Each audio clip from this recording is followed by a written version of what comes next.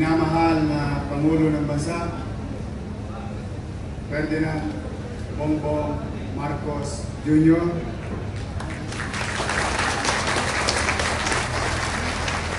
mga kabinete, lalong-lalo na yung ating partner na DBM, mga congressman na nandito, kusihal, department heads, at yung ating provider ng top-notch quality education in the City of Manila, Pamantasan, Luzon ng Manila.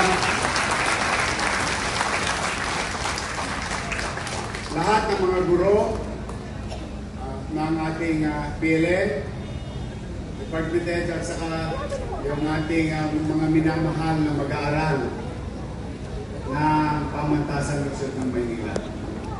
Muli po sa inyong lahat, sa hindi ko pa nabanggit, pinabanggit ko po kayong lahat. Good morning! Good morning! Una po ay Ginoong Pangulo, ako'y taus-pusong nagpapasalamat sa inyo sa patuloy na pagtulong nyo at suporta sa pamahalang lokal. Hindi lang sa Maynila, kundi sa buong bansa. Maraming salamat po. Ito'y patuloy na inyong pagsuporta sa pagpapalakas ng kakayanan ng lokal na pamahalaan na tugunan ang pangangailangan ng ating mamamayan. Lalo na pagdating sa serbisyo pangkalusugan. Kompleto ka na, Mr. President. Zero billing. Pinataas mo ang coverage ng PhilHealth. O tapos ngayon, magpuproduce ka pa ng maraming doktor, nurse.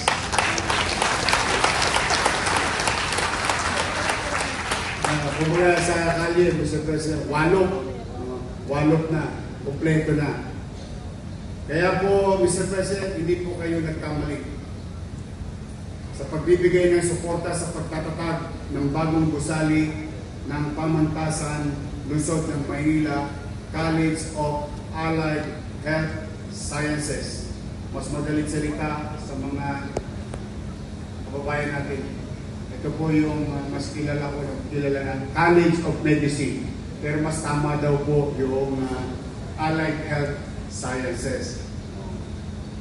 Dahil ang mga mag-aaral dito ay mahuhusay. At even the First Lady herself can attest to her former student when she was teaching the College of Law sa Pamantasan, Luzon ng Manila. Halos taon 100% at madalas pa nasa top 10 ang aming mga mag-aaral. At hindi rin po kayo nagkamali, Mr. President, na kami pagkatiwalaan sa lungsod ng Manila.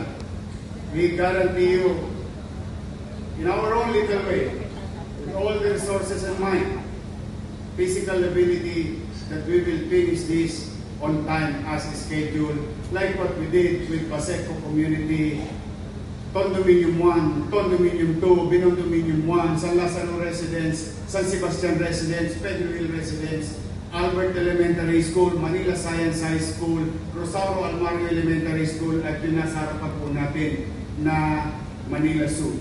At itong hospital ng Manila. All done in less than 3 years at the height of pandemic.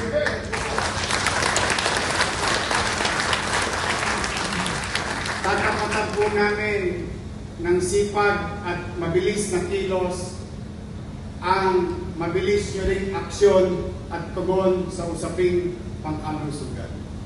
Dito man lamang kami mga batang Maynila, masuklian ang inyong pagmamalasakit sa amin that we will deliver on time as prescribed in our goal. Kaya muli po, Mr. President, maraming salamat. At bilang panghuli, Mr. President, we guarantee you in our own little way, with little resources, whatever resources that we have, we will align ourselves with your national goal to provide quality health care to our people.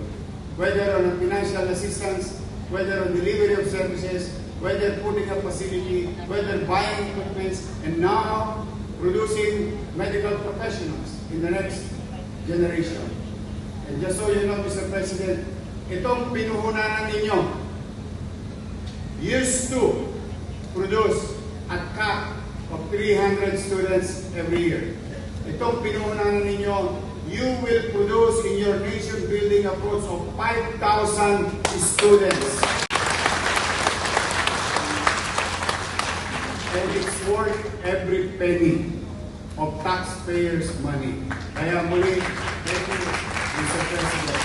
Maraming salamat po on behalf of the people of Manila. We wish you good health. We wish you to be successful in your commitment and fulfilling your duties to our people. And we will continue to support in our own little way. Maraming salamat po, Mahal na Pangulong Ferdinand Bongbong Marcos Jr. Thank you. Maraming salamat po, Mayor Dumagoso. At sa puntong ito, ating inaanyayahan sa entablado ang ating mahal na Pangulo upang pangunahan ang paggawad ng tseke na nagkakahalagang 15 milyong piso para sa President Corazon C. Aquino General Hospital sa Baseco Compound, Port Area, Manila. At ito ay tatanggapin ni Dr. Naomi La Chica Licuanan at ni Mayor Dumagoso.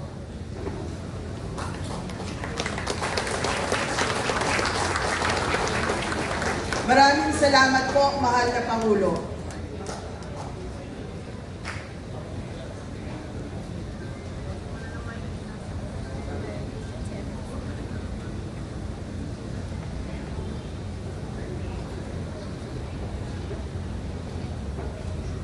Ladies and gentlemen, the President of the Republic of the Philippines, His Excellency Ferdinand R. Marcos Jr.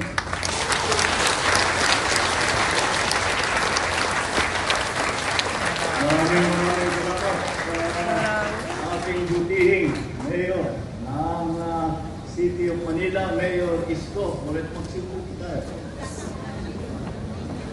And the honorable members of the House of Representatives who are here with us this morning, Manila Vice Mayor Angela Atienza, Maynila Medical Center Chief OIC, Dr. Grace Padilla, the pamantasan ng lungsod ng Maynila PLN University President Domingo Reyes Jr., fellow workers in government, other distinguished guests, ladies and gentlemen, good morning. Alam niyo po, totoo yung sinasabi ni Mayor na nung nagturo ang First Lady dito sa PLM, na siyang nagturo, siya yung naging professor sa Pagkasiya sa inyong law school. Sa dinami-dami, sabi niya, sa dinami-dami ng naturuan ng mga estudyante sa iba't ibang eskwelahan, sabi niya, ang pinakamagaling at pinakamasipag na naging estudyante niya ay hindi dito galing sa PLM. Dahil, hindi ko na babanggitin yung mga ibang eskwelahan na naturuan niya. Pero sabi niya, yung mga iba, puro anak mayaman yung mga yun, yung mga school. Dito, ang sisipag daw. At talagang siniseryoso, dinidigdig na mabuti ang kanilang pag-aaral. Ay palagay ko, ganun din ang nangyayari dito sa inyong hindi pala medicine, hindi medical school eh. All the skills and all of the necessary training for all healthcare workers ay dadaan dito para nakakagulat na magkakaroon ng 5,000 malalampasan ng gusto yung 300 nung nakaraan. Kaya naman napakasaya ko na makapunta dito sa okasyon na ito. Dahil itong araw na ito, sinagawa natin ang groundbreaking ceremony ng College of Allied Health Sciences Building ng PLM. Ito ay programa ng lokal na pamahalaan na magpapataas ng kalidad ng serbisyong pangkalusugan. sa pagtatayo ng College of Allied Health Science Building, mabibigyan ng pagkakataon ang nakakabatang henerasyon na aralin ang mga kursong pang-medisina. Sila po ang mga susunod na halikin ng ating sektor ng pangkalusugan. Sa pagbibigay ng pondo upang maipatayo ang atong pasilidad na ito, layon ng pamahalaan na mabigyan ng oportunidad ang mga estudyante na nangangailangan na makapag-aral sa mahusay na universidad. Inilulunsad din natin ang bagong science courses dito, kabilang na ang medical technologies at radiology technologies. Higit sa lahat, mahalaga ang programang ito sa paghubog ng mga magagaling na profesional sa larangan ng medisina. Nananawagan ako sa ating mga kababayan. Samantalahin ninyo ang mga programang ito upang mapangalagaan ang inyong mga sarili. Bukas po ang mga serbisyong ito para sa lahat, lalo na sa higit na nangangailangan. Dahil ang kalusugan ninyo patuloy nating tututukan. Sama-sama po natin itaguyod ang isang bagong Pilipinas kung saan ang bawat isa ay kayang mamuhay na may seguridad, magtagumpay sa kanilang layunin at makatulong sa pagpaunlad ng ating minamahal na Pilipinas. Maraming salamat po. Mabuhay po ang bagong Pilipinas. Maraming salamat po, mahal na Pangulo. At ngayon, tinatawagan po natin si Mayor Dumagoso upang tanggapin ang tulong pinansyal para sa pamantasan ng lungsod ng Maynila College of Allied Health Sciences mula sa ating mahal na Pangulo.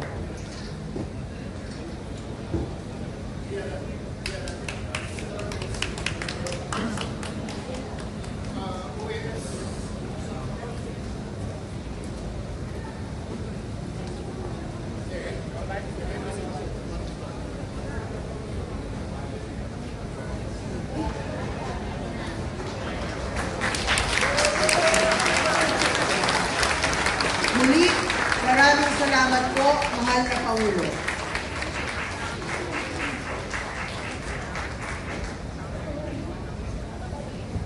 Ngayon po ay ating hinihiling sa mahal na Pangulo na manatili sa entablado para sa isang photo opportunity.